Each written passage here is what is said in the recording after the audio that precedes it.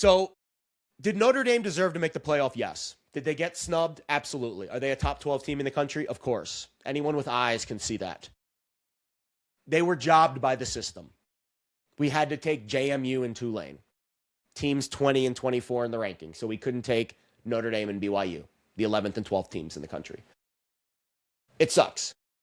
It's happened before in college football. You know when it's happened? Very recently, actually. It happened to Georgia 2 years ago. They had won 29 consecutive games heading into the SEC championship game in 2023.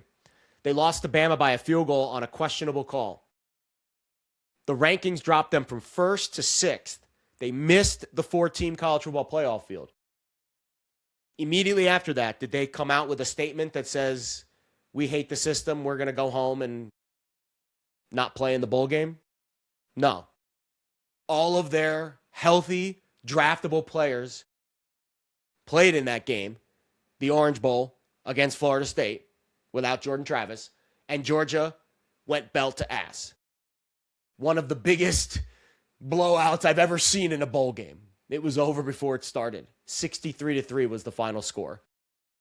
That was a culture-building moment for Georgia. And Notre Dame did the exact opposite of that. Notre Dame said, screw you, college football. Essentially, they gave the middle finger to college football. That's essentially what Notre Dame did by opting out of the Pop-Tarts Bowl, of all things. Who wouldn't want to participate in the Pop-Tarts Bowl? It is a spectacle of college football. There are seniors on that Notre Dame team that will never play in a college football game again because they're going to go off and be like an engineer or an accountant or something. And you robbed them of that opportunity to play in the game. It was a really cowardly decision. And I heard a lot of prominent Notre Dame people really, squawking about the process and the system. And I agree with them. It was a flawed process that led to a flawed result that they were left out of the 12-team field. But when things don't break your way, are you just going to cry about it and go home and quit? Is that the message you're trying to send to your team and your culture and your program? It was just, I felt it was really, it was soft. It was a soft move. So Notre Dame will not be participating in a bowl game. And I think this frankly shakes up bowl season forever. Like, it's kind of one of those turning point moments where it's obvious now. It's kind of like in The Wizard of Oz when they finally find out that the wizard is not this powerful wizard. It's just this guy behind the scenes pulling the strings. It's all about money. They even said when they put out the release, there was a prominent Notre Dame, I think he was an administrator. He was like a cardinal or something. He retweeted it and he said, I don't want ESPN taking advantage of this program. Like, okay, it's all about the money. It's all about the money. And Notre Dame could have easily fixed this. They could have just played in the game. Showed up, kicked the crap out of whoever the opponent was, and said, you see, we deserve to be in the playoff. That would have been the strong thing to do. That would have been the real way to get revenge on the committee. The Georgia way.